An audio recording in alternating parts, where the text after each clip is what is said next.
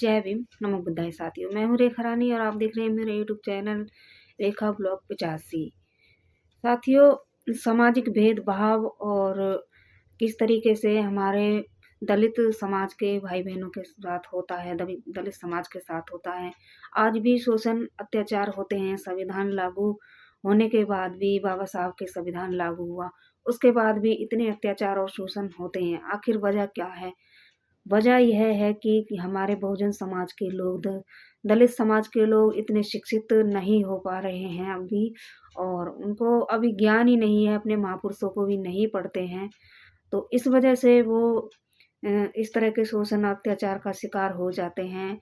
और शिक्षा कितनी ज़रूरी है बहुजन समाज के लिए, इसके लिए हमारे बहुजन समाज के लोग इतना प्रयास कर रहे हैं अपने समाज के लोगों को जगाने के लिए। तो मैं आपको एक वीडियो दिखाऊंगी जिसमें खान सर को तो आप जानते ही हैं, वो छात्रों को किस तरह की शिक्षा देते हैं और मोटिवेट किस तरीके से करते हैं। तो उन्होंने एक इतिहास, भारत का जो इतिहास है उसके बारे में बताया है, और आप देखिएगा उसमें, क्योंकि पढ़ लिख कर ही हम अपने इतिहास को जान सकते हैं और लोगों को जागरूक कर सकते हैं। तो बहुजन समाज के लोगों से अपील है कि अपने बहुजन महापुरुषों को भी पढ़ें और अपने इस देश के इतिहास को भी पढ़ें कि इस भारत में दलितों का इतिहास क्या था, बहुजनों का इतिहास क्या था, और हमारे बहुजन महापुरुष कितने महान थे। दलित समाज के लोग कितने प्रतिभाशाली थे, कितने उनमें प्रतिभा थी। और एक तरह की उपाधि अगर दी जाए तो दलित समाज के लोग खासतौर पर इंजीनियर की उपाधि से नवाजे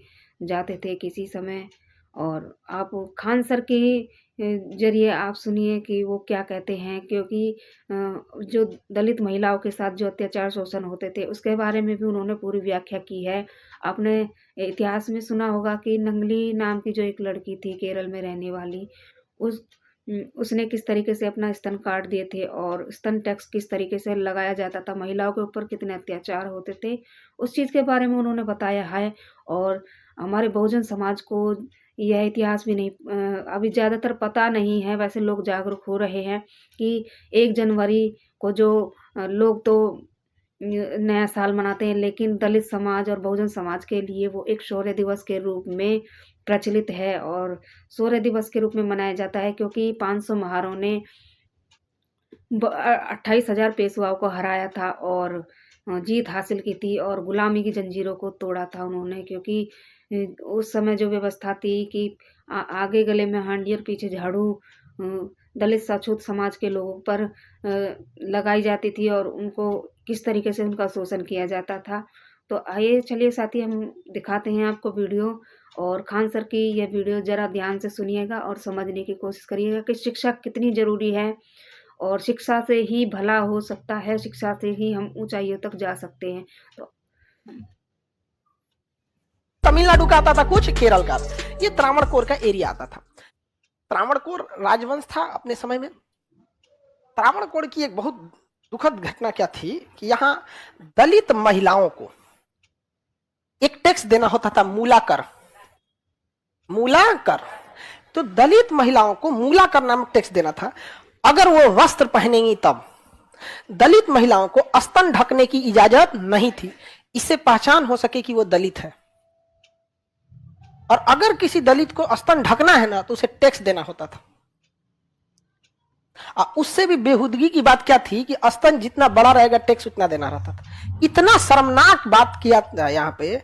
और वहां पर नंगली नाम की एक महिला थी वहां पे, उसके अब हस्बैंड वाइफ थे सब, तो किसी को भी क्या ये समाज कभी बर्दाश्त करेगा ये बात। उसको जब टैक्स लेने आ गया ना तो अपना स्तने काट के फेंक दी और मर गई वहां पे। समझ में आ गया कि नहीं गया? ये देश में दलितों के साथ अत्याचार हुआ है। अच्छा, दलित को इतना दबाया गया है ना, इतना दबाया गया है। आप कल्पना कीजिए कि दुनिया में अगर आप महान राजाओं को गिनती कीजिएगा ना, दुनिया में महान राजाओं का, सिकंदर, अशोक दौड़ा के मारता सिकंदर को। समझ में आ गया कि नहीं गया? उधर थे ना यहाँ पे, तो अशोक, सिकंदर, ये दुनिया लेवल के राजा थे। लेकिन भारत में आज उसको इस तरह से दबा दिया गया कि कोई शान से कहता ही नहीं कि अशोक के वंशज हैं।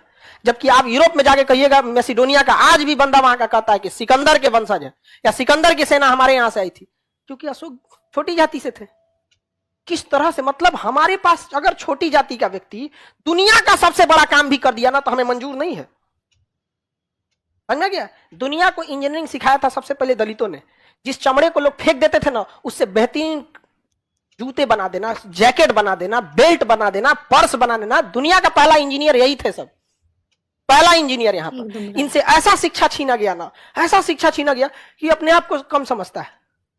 समझा गया? पहला इंजीनियर दुनिया का कोई था, कौन? दलित। हाँ, जिस बांस को आप लोग समझते हैं फालतू, उससे इतना बेहतरीन कारीगरी करके देता है। उस बांस का जो कुर्सी बना के देगा ना, तो बड़े बड़े राष्ट्रपति के पास पहना जाता है। ये क्या है? Wooden craft. वुडन क्राफ्ट बनाया कौन है? समझाया? जिस पत्थर को आपको पत्थर लगता है ना, उसको छीनी हथौड़ी से काट के मूर्ति बनाता है, तो सबसे ज्यादा मूर्तिकार में दलित मिलेंगे आपको। भले आगे उसको भले बनने के बाद हुआ छूत, उसको भले कर दीजिए आप, लेकिन उससे शिक्षा छीन लिया गया ना, तो शिक्षा सबसे पहले आपसे कॉन्फिडेंस छीनता है, सबसे पहले आपसे आपके अंदर का हिम्मत तोड़ देगा। आज दलित को लगता है कि उसका चमड़ा बनाने का काम छोटा है। अरे दुनिया का पहला इंजीनियर है, अगर तुल जाएगा ना तो भारत में इंजीनियर दिवस उसी के नाम पे बना दिया जाएगा। आप समझ रहे हैं? आज किसी से कहिए तो हाथ उठाएगा दलित, अरे मूल निवासी है भाई, दलित आदिवासी द्रविड़ मूल निवासी है। बाकी आर्य थे, दिल्ली सल्तनत वाले थे, मुगल थे, चाहे अंग्रेज थे, वास्को डिगामा थे, कहां से आए थे? बाहर से।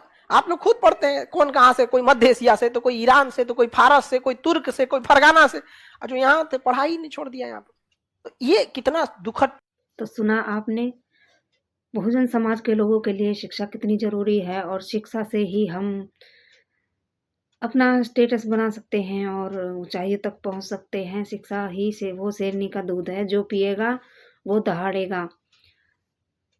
और शिक्षित बनो, संगठित रहो और संघर्ष करो, कि ये बाबा साहब के हमारे 3 मूल मंत्र हमें याद रखने चाहिए, और अपने बहुजन महापुरुषों के को साथ लेकर चलना चाहिए, और अपने भारतीय संविधान को जरूर पढ़ना चाहिए। अगर हमें भारतीय संविधान के बारे में जानकारी होगी तो हम आगे चलकर इस मनुवादी विचारधारा के लोगों से मुकाबला कर सकते हैं, उनके साथ लड़ सकते हैं। क्योंकि हमारी कमजोरी का कारण यही है कि हम अपने हक अधिकार को जानते नहीं हैं, इसलिए हमारा शोषण जल्दी से हो जाता है, और इसीलिए वो भी शोषण कर पाते हैं।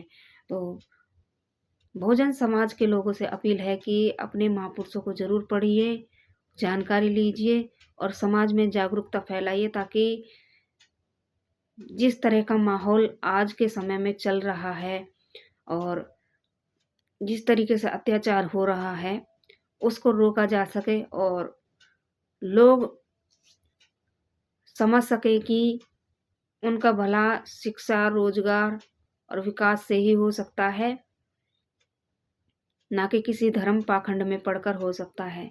तो शिक्षा कितनी ज़रूरी है, इसके लिए आप गौर दीजिएगा।